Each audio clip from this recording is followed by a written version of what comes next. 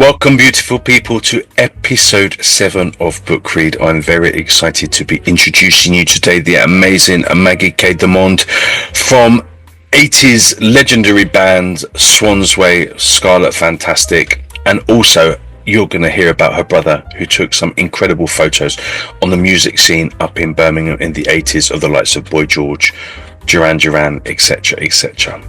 You're going to listen to a bit from that book and get to meet the author in a couple of minutes.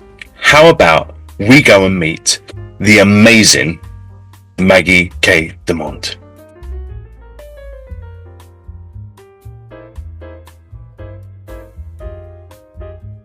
Maggie K De Monde, welcome to the Book Read. How are you, lovely lady? Oh, hello, Jaden. I'm very good, thank you. I'm really good. I'm enjoying the fact that blighty little old England is rolling into spring now. I'm absolutely loving it, and all the blossoms around. The sun is out. Beautiful. Yeah, I do miss spring. Being here in Mexico, we don't really get the same spring. I miss all the daffodils and the crocuses. And oh God, yeah, it's lovely. And it's really beautiful. Oh my God, and the magnolia. Yeah, no, it's really good. I do really miss that. And hot cross buns. You have no idea. But it's not about my dietary yearnings because I don't have hot. Today is a little chat about you and your little book collection, Duran Duran and Scène, no? Yeah, on Scène. On Scène. Yeah, sorry, I'm struggling with Spanish, so French is easy. Don't worry. It's kind of the French spelling of scene. It's like kind of, you know, in the films they have like mise en scène. Yeah. So it's SCE with a grave accent NE. So Duran Duran. It looks like on scene, like EN scene, but it's on scène. There you go. Scène. Yeah. Well, I'm very because obviously being a boy of the 80s. Absolutely love Duran Duran, Culture Club, and everything was going on now. And in fact, I kind of, you know, when you're young, you never think it's going to come back again. But so now I'm in my 50s, and now I'm singing all the songs that I loved from back in the 80s. So for me, it's amazing time. And I was a little bit too young to really appreciate it. And I kind of, on some levels, I'm really grateful I didn't have a Flock of Seagulls hairdo. However... would never have been a good look for me. But I really want to find out about you, what got you into writing, why this particular subject. Tell me a little bit about it. Well, okay. As you might know, I think you do, my background is music. You know, I was very lucky to be a pop star in the 80s, which was pretty cool, with a couple of different bands. I still make music today. My brother, my late brother, Paul Edmond, he got a camera when he was in his teens, and he and I just hung out on the really happening Birmingham scene throughout, you know, the early 80s and the mid 80s. And my bro just always had his camera slung around his neck, and he just snapped everyone and everything that moved. And his pictures were really good, actually, and he was a really lovely guy, you know, so young, and everybody wanted to work with him. All the bands were seeing his work, and so he started getting commissioned. So he actually photographed all of the bands around that time in Birmingham, and numerous pictures of Duran Duran, and he did so many sessions with them. And these were all actually before they got famous, wow. You know, and it's them in situ in the nightclub where they always used to hang out and work as well. It's called the Rum Runner Club. It's really quite famous now. And so there's this incredible scene. And my brother, you know, his work was like a time capsule. It captured everything that was going on. And not just all the musicians, but the fashion designers, you know, street culture, nightclubs. He just kind of caught everything. And after he died nearly 10 years ago now, I have got his archive. I've got all of his photos, and they are amazing. They're truly amazing. And, you know, they've started to be used by magazines like Record Collector, and they've been used in TV shows. And Duran Duran themselves decided to use his photos on their 40th anniversary merchandise. So I just thought, yeah, this is mugs and jigsaw puzzles and t-shirts with his photos on. I just thought, there's got to be a book to go out. There's got to be, you know, it became like a an insane sort of labour of love, a project that I had to do. So I did a shout out on Facebook, and this lovely guy Martin Tracy got in touch, and he's an author from Birmingham, a huge Duran Duran fan as well, and he'd written, I think, a discography of Duran Duran, and he said, I think I can help you with this, Maggie. So he introduced me also to Andrew Spark, who, as you know, you know Andrew, lovely man. Andrew's a publisher, and the pair of them came down to the little seaside town where I'm currently living, and I got quite a lot of my brother's photos up on my big iMac, and they were just like, wow, you know, absolutely blown away. And Andrew Spark said, I would love to publish a book. Well, in fact, it turned out to be a book series with 3 books. He said, I would really, really love it. He said, you know how good they are, don't you? And I said, well, yeah, I do. So we have 3 absolutely gorgeous. This is the first one from the series. This is the second one. They're just beautiful books. They're beautifully presented. Well, Simon the Bonnet, that Elvis in that picture. Yeah, I know. He does, doesn't he? He really does look like Elvis in that picture. Wow. And a lot of these just had never ever been seen before. So it was so great. Exciting. And what an amazing memory for your brother as well. Yeah, absolutely. This is his legacy. He left it for all to see. And yeah, I mean, I'm just so proud of his work, and I'm just so proud of these books. And you know, I'm so grateful for all the people involved as well, because I asked Boy George, who was part of that scene as well for a while, he lived in Birmingham, I asked him if he'd write a foreword to one of the books, and he did. And Martin Tracy, the author, he wrote introductions to each book. We got a lovely quote from Nick Rhodes from the band. Oh, wow. I wrote a foreword to the book and to one of the books, and also Mulligan from a band called Fashion from the 80s, and they toured with the Police all over America. They did one, actually. So Mulligan did one, and you know, we're rekindling all of our memories. Boy George wrote about some of his memories in Birmingham. I wrote about mine. I wrote a biography about my brother as well in the books. So yeah, they're precious, actually. I'm very proud of them. I think it's amazing, and what a beautiful trip down memory lane. The sad thing was, and I was explaining to someone the other day, that there was no internet, so we didn't really capture anything unless it was on a 35mm camera. And so I mean, even in the 90s, you know, when I was, you know, signing record deal and stuff, you know, like I've told everyone, I've done this, I worked with this, but you didn't carry a big ass camera to a studio with you, so there's no selfies. So yeah, you know, we've lost so much. So how amazing that you've kind of been able to kind of get all that kind of wonderful memory material and put it out there. That's amazing.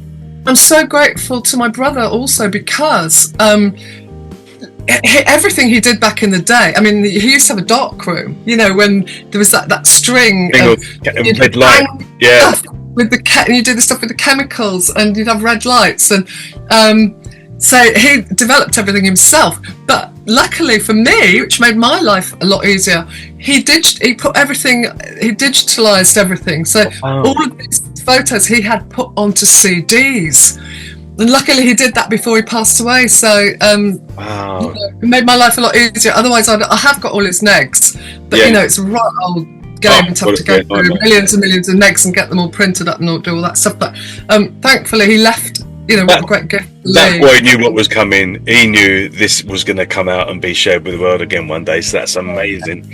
That's amazing. I would like to, if you have time, would you like to read us some of everything? I would love to. That would be amazing. I'm going to read a quote from Nick Rhodes from the band, which is in this book. This is the 3rd book of the series. It's called The Morning After. So, Nick had to say, he said, "The thing about having Paul around, it was all very relaxed. Stylists didn't exist back then. For better or worse, we're responsible for everything that's going on in these pictures. It's just the way we were at that time. And the way he was is that he was around, and he wanted to capture the vibe of what was going on. None of us knew where this was leading, but it was great having someone around to document it. Better than anyone else from that period, Paul captured these very early moments, the inception of the band, whilst we were stumbling about trying to find out what our identity was going to be. So that is what Nick Rhodes had to say about my brother's work. Now, I'm going to read a foreword that I wrote, which talks about the times that we were living in, the times that these pictures were taken. So this is my take on it. Wild and crazy days. We were young, oh so young, dressing up defiantly to counteract the grey bleakness of the time that we were living in, still full of punk rebellion, which had now morphed into new wave and new romantic. So much creativity, so much imagination. We trooped from club to club, the Holy City Zoo, the Rum Runner and the Cedar Club, dressed in glad rags that were either self-styled or purchased from Kahn and Bell, or Martin Degville from Zieg Zieg Sputnik, his little stall in Oasis Market where Boy George assisted him. It was such a brilliantly creative scene, so much going on, so many bands, fashionistas and designers. Everyone got on together, everyone hung out together. Reggae bands, ska bands, new wave, new romantics, punk, even a few of the old heavy rockers. Bowie and Ferry nights were de rigueur, and Nick Rhodes would sometimes DJ. Bands played live at the Cedar Club and the Holy City Zoo, including Duran. I played both clubs myself. Anything went, it seemed, and the outfits were extraordinarily beautiful and so imaginative. My bro was 17 when he started snapping pics. He snapped everything and everyone that moved. He had a good vantage point lodging in Mike Horseman's legendary house in Yew Tree Road. I used to think of Mike as the Andy Warhol of Brum. His house was always full of the craziest characters and his late night gatherings were always the best. Even Jane Kahn, the fashion designer, lived there before Carol from the Whirling Dervishes dance troupe moved in. Paul was out at all the club nights and was being asked to do sessions with so many local bands, new and upcoming and established. My first band before Swansway and Scarlet Fantastic was Playthings, and we supported Duran, as well as sharing rehearsal space with them in the old deserted casino at the Rum Runner Club. We were rather thrilled when we heard they had said we were the other best band in Brum, after themselves. Living through and being a part of this scene has heavily influenced the music I make to this day. My brother was commissioned by New Sounds, New Styles, a pop culture magazine at the time, to do a session with Duran Duran. He ended up photographing them during their recording of Planet Earth at Chipping Norton and doing London shots and live shots in Brum and elsewhere. The New Sounds, New Styles edition, which was supposed to include Paul's pics, never received them in time. It wasn't Paul's fault. And so these photos were never included in that issue. I've realised over the years how important it is to get Paul's pics out there rather than have them sitting on my computer. It's his legacy. Such talent needs to be shared, and there's such an important time capsule for this period. In these 3 volumes, there are so many photos that have never been seen before, so I'm a proud sister being able to share my brother's brilliant work. Recently, Duran used my brother's images on their 40th anniversary merchandise, and many magazines and galleries have exhibited his work as far away as New York, Seattle and Milan. Here's to you, kiddo, my lovely bro. Never to be forgotten. Bear Paul bye-bye. So, that's my take on the scene. Now, here's the fashion designers Kahn and Bell. Crazy, aren't they gorgeous, these girls? Just absolutely amazing, and they made all the early Duran Duran clothes as well. So I'm also now going to read Boy George's experience and memories of this time in Birmingham. So let me find the book. Here we go. This is Careless Memories, this one. And this is the first one in the book series. So, I'm going to read Boy George now. And here's a lovely picture that my brother took of him from that time period. There we go. So, this is what George had to say about his time in Birmingham. My relationship with Birmingham began in the 1970s because my grandmother Bridget moved there from Ireland. My auntie Teresa and uncle Barry also lived there, and as kids we often spent our summer holidays in Birmingham. I used to go shopping in the Bullring Centre, but was never allowed to buy any of the loud things I craved. It was a few years before I worked in the Bullring and Oasis Market for Martin Degville, who was the biggest freak in the Midlands. Martin's shop was called Degville's Dispensary. He made stretched lycra dresses and I sold them for him. I went to live with Martin in 1980 and frequented clubs like the Rum Runner and the Holy City Zoo, where I won a competition for Best Weirdo. We lived in Walsall, but we partied in Birmingham. I was friends with Duran's drummer Roger Taylor, but I didn't hear about Duran Duran until I was on the coach back to London. They were playing Planet Earth on the radio, and I rolled my eyes. Roger spoke about his band, but it was a long time before I made the connection. Back in those days, we were all too full of our own self-importance and partied with Birmingham's best punks and weirdos.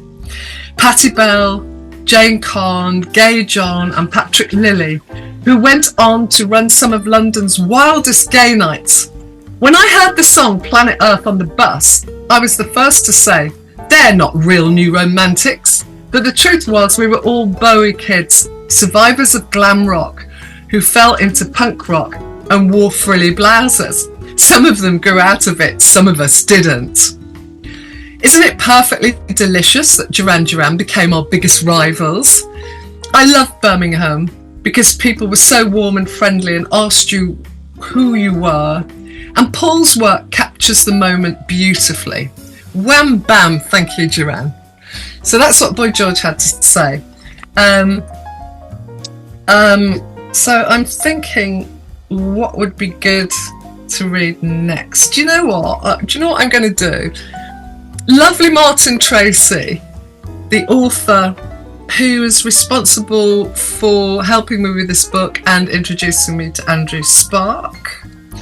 I'm going to read his introduction to the last in the series. And this is the cover. This is Andy Taylor from Duran Duran. I think that photo was taken, that was in the Rum Runner Club in Birmingham. So let me, okay, this is what Martin had to say in the introduction to this book. As with the phrase only after dark, there's also a distinct implication with the phrase the morning after. Memories of drinking too much, waking up with a banging headache, or perhaps even next to the wrong person. But what did the morning after a night in the Rum Runner entail? The aforementioned cliches, and probably more, no doubt, indeed, is there something we should know? When assessing Paul Edmonds' collection of photographs in this third collection, the morning after clearly provides a much bigger picture, pun intended, than any of this. The Rum Runner had long been Duran Duran's second home. Employed by the club's owners to take on the essential duties required to keep such an establishment ticking over, they also went on to become the club's resident band. But even then, the members of Duran Duran were incredibly accessible. The thing was, in between enjoying a night or two on the mirrored tiles, Duran Duran had been busy developing their craft, and they were inching ever closer to global fame. Bittersweet then that they were slowly outgrowing the small, albeit historically important nightclub, but soon they wouldn't just belong to Birmingham, they would belong to the world. Paul's photographs are the defining images of a band still displaying some form of innocence, not yet understanding what they would go on to achieve. The fact that this time of transition has been captured makes the images priceless. Paul even managed to capture similar images of acts like Boy George and Spandau Ballet, images captured on the cusp of greatness rather than in the eye of the eventual storm. Yet the Rum Runner served as a great leveller. For a long time, Duran Duran weren't above the crowd, but were part of it. Characters like Mulligan from the band Fashion, Gay John, Baldy Bev, Black Beauty, Big Roger, Little Maggie, Mad Sarah, Pretty Polly, Slag Sue, Whiskers, and lots more were just as prominent on the scene, if not more so. Not forgetting Paul himself and his sister Maggie. Haha, that's me. But now Duran Duran were looking beyond their turf and would soon outgrow the epicentre of new romantic Birmingham.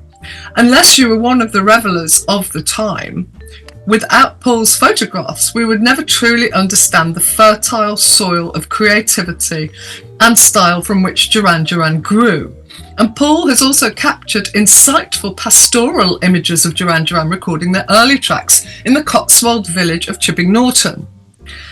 This is itself symbolically representing a step away from the working class city of Birmingham. And doesn't it feel proper that this important collection of photographs should take pride of place in a real-life book? Something that the baby boomers and Generation X will recall as their only viable mode when growing up. Of course, an ebook publication is also rightly on offer.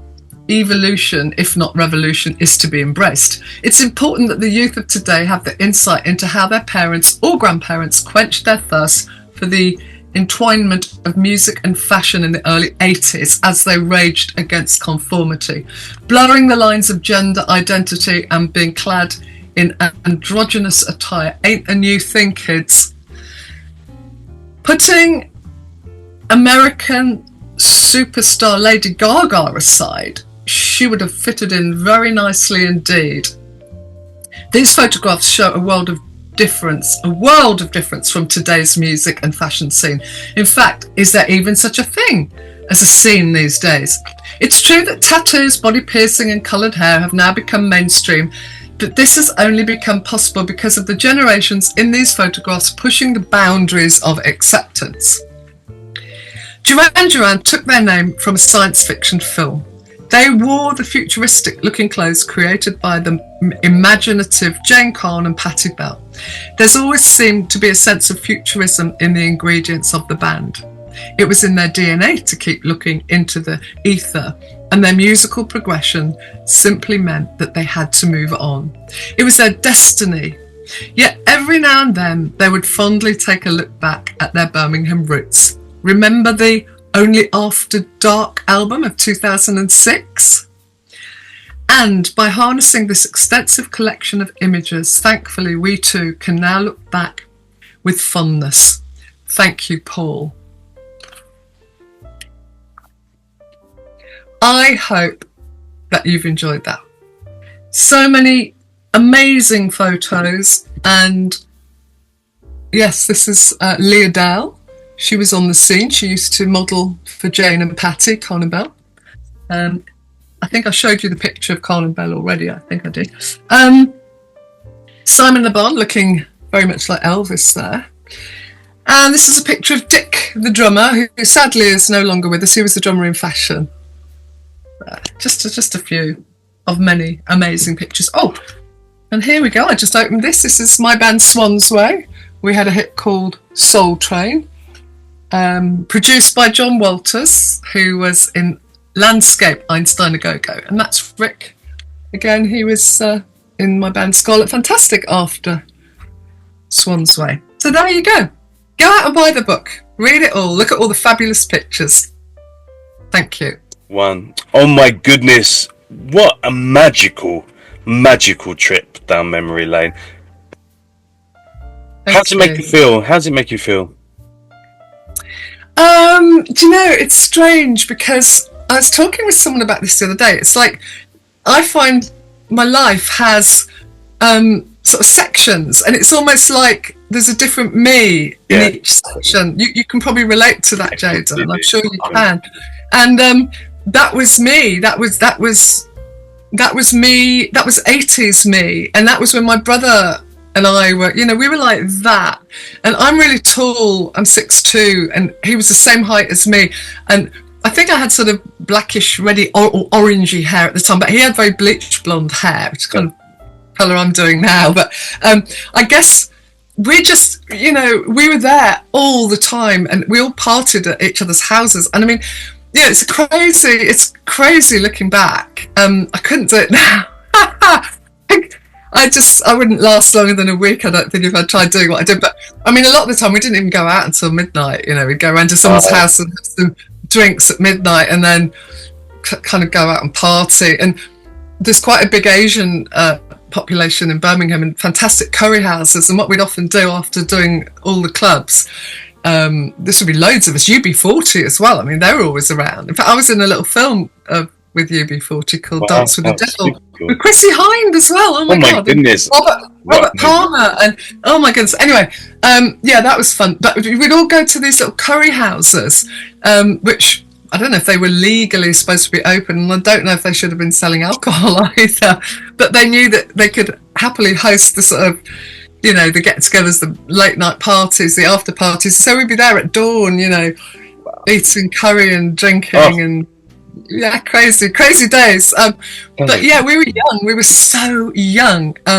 You know, when you've got that youth on your side, the horizons are limitless. You know, endless possibilities. You just, you know, you just live for the day really, and for the next outfit you're going to put on, and the next club you're going to get to, the next mates you're going to hang out with. And with me, I was always writing songs and you know, rehearsing with my bands, and that was kind of my, you know, that's what I was into. I need to get you back, young lady, to do a Jaden show, because I want a whole show, a whole 40 minutes to an hour about you and what you've done and playing your stuff. So we need to sort that out. So it's just, I was born in 73, so in 83 I was 10, so I was kind of a little bit young. Bit younger, but I really believe that I was born in completely wrong, because I would have given Tony Hadley a run for his money. I would have been like famous back in that day, I reckon, if I'd been a little bit older. Yeah, fantastic. I kind of missed it, but no, amazing times. And so even now, amazing the fact that I sing in Mexico, is like, you know, in a small city in the south of Mexico, and you'll sing something like, I mean, I sing like True by Spandau Ballet, or there's so many. I mean, I could pretty much do a 3-hour 80s night, because I do so much stuff. Oh, absolutely incredible. And everyone knows it. Like, never would ever think. I mean, I remember driving through a bloody jungle in the Caribbean side of Mexico, and on the local radio station came "Tie a yellow ribbon round the ocean." And I was like, how random is my life like this? Oh my God, that's reminded me actually of something that because I was chatting with Holly Johnson recently from Frankie. I sing The Power of Love. Love that song. Wonderful. Yeah. Oh God, yeah. But my favourite is just Relax all the time. Course, and I was at the opening of the Lee Bowery show at the Tate recently, which was, oh my God, like so many people were there, so many 80s bloody pop stars. It was unbelievable, because it was, you know, talk about freaky people. I mean, it was just that whole scene, that taboo scene in London in the early 80s was very much like what was going on in Birmingham, so that there's a sort of correlation. But yeah, of course. I told Holly of this little story that I was in India. It's funny you mentioned about being in the jungle, and he was like, I was in India up in the Himalayas with these Russian gypsy guys, and they were really nice, and they'd set up some decks outside, but they were playing just sort of like gypsy music. Yeah. And it was really late at night, the stars were beautiful, and suddenly I had this doom, doom, doom, doom, and they couldn't speak any English, and I went, that sounds like the bass line to Relax. I go, Frankie! And I'm like, oh, how cool. And I was playing Frankie Goes to Hollywood in the Himalayas, which is amazing. So I told Holly Johnson that. But you were talking about Spandau Ballet. I was with Steve Norman on Saturday night, actually, at a party in Brighton. Oh. Yeah, because I live just near Brighton. He's such a lovely man. He's so lovely. He does so many collaborations with people as well. He did a Christmas song with Carol Decker from Tapao. Yeah, I sing Heart and Soul and Shine in Your Hands. I do like Heart and Soul, actually. And then he's actually just about to go on tour with the drummer from Generation X, singer Elizabeth that was in Westworld, and someone else. Steve's going to play guitar, even though he usually used to play saxophone with Spandau. He's going to play guitar. And it's called what's it? X Generation X. It's quite clever. Amazing. Name. So they're going to do a little club tour around Britain. It'd be fun. It's great that so many people, including myself, you know, we're still making music. So. Yeah, absolutely. Why should no reason to stop? Yeah, it's part of your DNA. Like, even I struggle because I'm literally in the mountains in Mexico, so there's not many outlets for me. But I sing 4 nights a week. I sing like 15 hours a week. But at the same time, it's you know, it's magical that, you know, I couldn't not do it. Even if I didn't want to do it, I couldn't not do it. It's part of who you are, like, and it would never have been my career choice. No. My God, no, not even remotely. But it's part, like, it's just something. It's part of your genetics. Like, it actually I couldn't change the colour of my eyes if I wanted. So apart from that, you know, so no, you're absolutely right. And the thing is, a friend of mine who's also a creative, she actually writes scripts and stuff, but for films. But she said, "Yeah, I just keep on doing it." She says, "It's just what I've done all my life. Just what would I do otherwise?" She says, "I don't know what to do." So I don't know who Jaden is without it. No, I'm 52 years old now. I'm never gonna, you know, even if I stopped it now, I'm never gonna know what Jaden is without it. So, you know, it's mate, I can't thank you enough for spending time talking about these amazing books and sharing the phenomenal photography of your brother. What amazing memory and gesture as well. So, you know, I can 100%. He's still up there with his camera now, thinking, "Yeah, she got it out, bloody amazing." Duran Duran in the fields. Wow. In Birmingham, recording Planet Earth. My goodness me. Wow. Yeah, real couple of close-ups here. Very moody shots of Nick Rhodes as well. You see those. Go up a little bit. Oh, sorry. Perfect. No, say I just got the eyes. Go up a little bit. Up. Oh yeah, look at that! Amazing, amazing photography. How young are they, mate? Not a blemish on that skin. Look at it. But oh my God, this is an iconic one of Patti Bell. This is so beautiful. Love that one. Go up. Wow, look at that. Isn't that gorgeous? Duran Duran used that. Well, it was John Taylor and maybe Nick, the two of them. They released a CD in 2006 of all the tracks that they used to play at the Rum Runner, and they used that one on the cover. Wow, how cool. Sort of a CD capturing the time. Kind of like a dark, sultry, Twiggy-esque look there going on. She was stunning. Sadly, she died last year, but, you know, her legacy lives on. I mean, she's quite iconic, really. Maggie, thank you. I really appreciate it. I feel really honoured that you've shared it all with me, let alone the world is hopefully going to see it. But yeah, I really do appreciate your time and your brother's talent, and your making sure that his talent lives on. That's phenomenal. Thank you so much. Where can people buy them? That's the most important question.